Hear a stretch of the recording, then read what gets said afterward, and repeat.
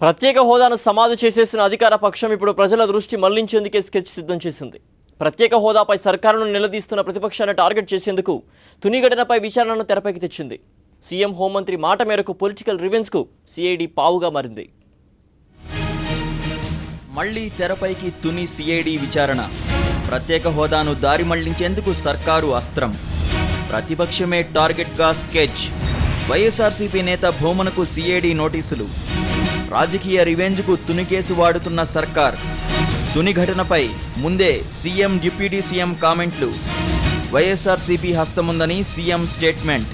కరుణాకర్ రెడ్డి పాత్రంటూ హోంమంత్రి ప్రచారం. రాష్ట్రం ప్రత్యేక హోదా కోసం రగిలిపోతోంది. కేంద్రం హోదా ఇవ్వనని తేల్చేసింది. పోరాడి సాధించాల్సిన సీఎం చంద్రబాబు, టీడీపీ ఎంపీలు కేంద్రానికి జీ హుజూర్ అనేశారు. ఎట్టి పరిస్థితుల్లోనూ పోరాడేదే లేదని చేతులెత్తేసిన అధికారపక్షం ఇప్పుడు జనాన్ని దృష్టి మళ్లించే రాజకీయానికి తెరతీసినట్టు కనిపిస్తోంది. దీనికి తుని విధ్వంసం ఘటనను అస్త్రంగా చేసుకుంది. ముద్రగడ దీక్ష సమయంలో విచారణను నిలిపివేసిన సిఐడి మళ్లీ ఇప్పుడు దాన్ని తెరమీదకి తెచ్చింది. తాజాగా 20 మందికి నోటీసులు జారీ చేసింది. అందులో వైఎస్ఆర్ కాంగ్రెస్ పార్టీ ముఖ్యనేత Bhumana Karunakar Reddy, number 1 news channel అధినేత సుధాకర్ నాయుడు కూడా ఉన్నారు. ఈ నెల 4న వీళ్లంతా విచారణకు హాజరు కావాలని నోటీసులో సిఐడి పేర్కొంది. సిఐడి నోటీసుల వెనుక పెద్ద రాజకీయ ఉద్దేశం దాగినట్టు కనిపిస్తోంది. తుని ఘటన జరిగిన జనవరి 31 నాడే ఈ రాజకీయానికి బీజం పడింది. రైలు తగులుబెట్టిన ఘటన జరగగానే సీఎం చంద్రబాబు 3 గంటల్లోనే ఎటువంటి ఆధారాలు లేకుండా అది వైఎస్ఆర్ కాంగ్రెస్ కుట్రని ప్రకటించారు. ఆ వెంటనే డిప్యూటీ సీఎం, హోంమంత్రి నిమ్మకాయల చినరాజప్ప కూడా ఆ ఆరోపణలను కొనసాగించారు.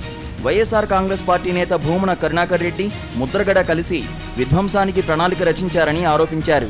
బాధ్యత గల సీఎం, డిప్యూటీ సీఎంలిద్దరూ విచారణను ప్రభావితం చేసేలా రాజకీయ కోణంలో ఆరోపణలు చేయడం ద్వారానే ప్రభుత్వం వ్యూహరచన ఎలా చేసిందో అర్థం చేసుకోవచ్చు. వాళ్ల మాటలకు అనుగుణంగానే ఇప్పుడు విచారణ సాగుతోంది. సిఐడి స్వతంత్రంగా కాకుండా ప్రభుత్వం పొలిటికల్ రివెంజ్ ప్లాన్కు అనుగుణంగానే విచారణ చేస్తోందన్న విషయం స్పష్టమవుతోంది.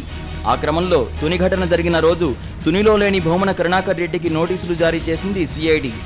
మొదటి నుంచి ఈ ఘటనను ప్రభుత్వం రాజకీయం చేస్తోంది. కాపుల ఆగ్రహాన్ని ప్రతిపక్షంపై బురద చల్లేందుకు వాడుకుంటోంది. ప్రతిపక్ష నేత వైఎస్ జగన్ సిబిఐ విచారణకు డిమాండ్ చేసినా ప్రభుత్వం పట్టించుకోలేదు.